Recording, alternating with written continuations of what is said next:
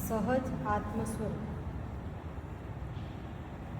સહજ એટલે મૂળ સ્વરૂપ, સ્વભાવ.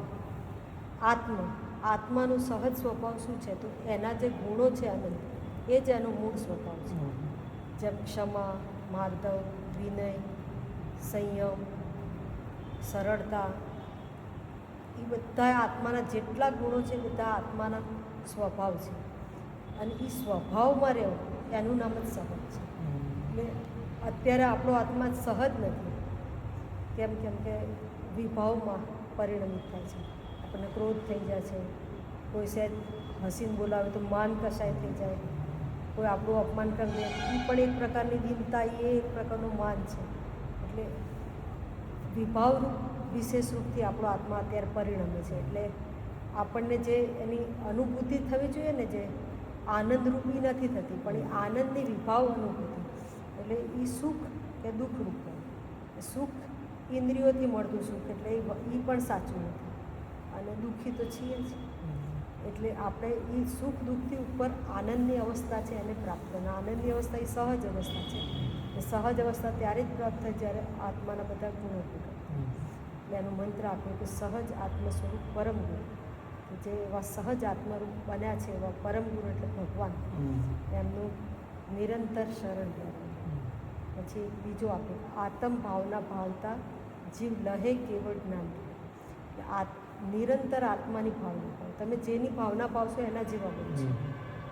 આપણે ઉદાહરણે આપે છે ને કે ભાઈ ઓલી લટ છે એ ઈયળ હતી પહેલાં, થોડું ભમરી એનું ઉઠાવીને લઈ જાય, દરમાં મૂકીને પછી એને ચટકો મારે એટલે 24 કલાક ભમરીનું જ સ્મરણ રહેલું. આમ 24 કલાક ભમરીનું બીકમાં સ્મરણ કરવાથી એને પાંખો ફૂટે છે, ઈયળમાંથી ભમરી બની જાય છે. જો કોઈ વ્યક્તિ ડરથી સ્મરણ કરે તોય એના જેવું થઈ જાય, તો જો ભક્તિથી સ્મરણ કરો તો શું ના થાય? તમે નિશ્ચિત રૂપથી ભગવાન બની જાઓ, એમના જેવા થઈ જાય. એટલે આત્માનું નિરંતર એટલે એનું ધ્યાન કરવાનું. એટલે કે આત્મ ભાવના ભાવતા જ લહે કેવળ. નિરંતર આ પોતાના આત્માની આ બધાથી ભિન્ન એવો હું માત્ર સાક્ષી ભાવ સ્વરૂપ છું, જાણનાર જોનાર છું. નિરંતર એનું અવલંબન. ત્રીજો મંત્ર એવો આપે પરમ ગુરુ નિર્ગ્રંથ સર્વજ્ઞ. કે આ જગતમાં પરમ ગુરુ કોણ છે? તો જે નિર્ગ્રંથ છે. નિર્ગ્રંથનો મતલબ કે જેને કોઈ ગ્રંથિ નથી, અંદર કશાય રૂપી ગ્રંથિ નથી અને બહાર પરિગ્રહ રૂપી ગ્રંથિ નથી. એટલે જેમ ગુરુદેવનું સ્વરૂપ છે ને દિગંબર અવસ્થા, એટલે બહારથી એ કોઈ તૃણ માત્ર પરિગ્રહ નહીં અને અંદરમાં કોઈ પણ પ્રકારની કશાય નહીં. માન કશાય, મિથ્યાત્વ, ક્રોધ, માન, માયાનું કોઈ પ્રકારનું આડંબર કશું અંદરમાં કશાયનું ત્યાગ છે. તો એવો જે પરમ નિર્ગુણ દશા જેને પ્રાપ્ત કરી છે એવા કોણ છે? તો પરમ ગુરુ ભગવાન છે. એમનું નિરંતર હું શરણ લઉં છું.